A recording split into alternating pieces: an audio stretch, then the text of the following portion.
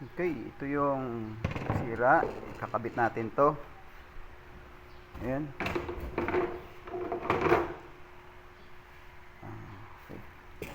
Wala na siya makakabit ang tornilyo. Sira na yung kanyang guide.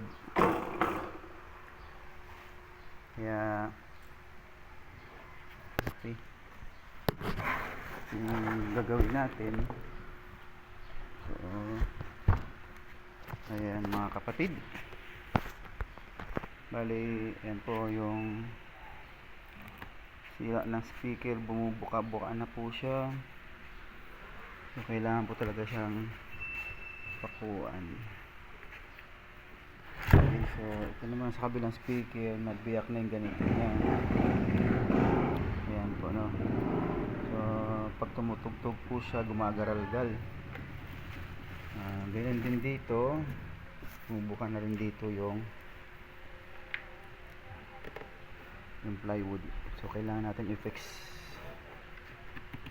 para, so, ito po. Okay. So,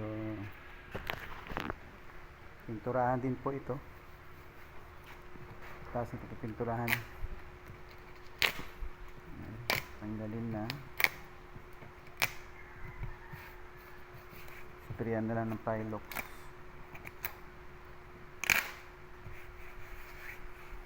Pabalot.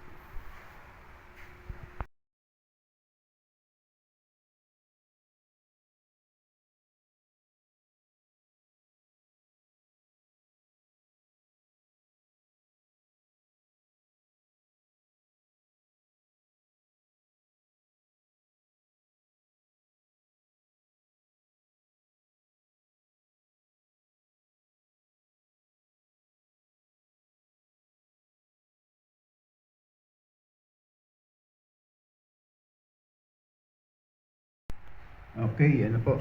Ayan na siya. Okay, maayos na po. Naibalik na po din yung tweeter. May mid-range. Dito naman po yung mid-range niya. Okay, ayan po. So, malakas-lakas na ng konti. At meron na rin siyang kalansing.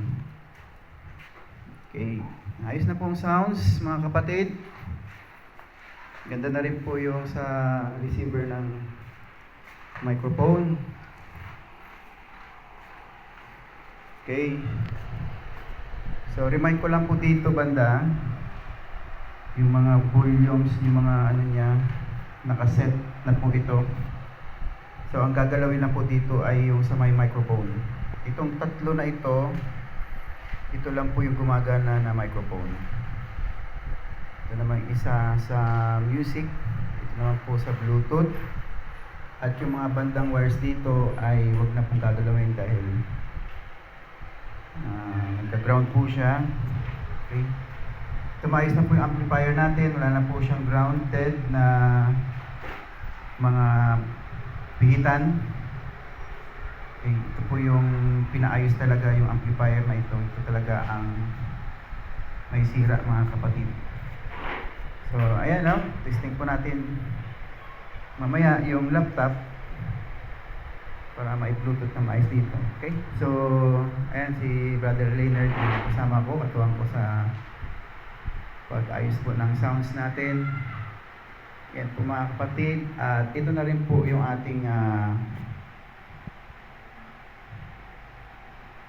Bluetooth speaker pang outdoor po natin para sa disiplina. Hindi minis, kahit ano mga minis basta sa labas po, pwede po siya. So, yung microphone dito, lagay ko muna dito, sinabasa po ito. So, but Leonard, okay na? Okay, so ginagawa lang po ng paraan ni Leonard yung Twitter kung paano siya ma-fix maayos. So, ayan po, no, may kalansing na po siya. Hindi na po siya puro bass. Maayos na po siya. Ayan mga kapatid. Ready na po siya para sa Sabado. Tama-tama si Pastor Dennis David po ang ating speaker.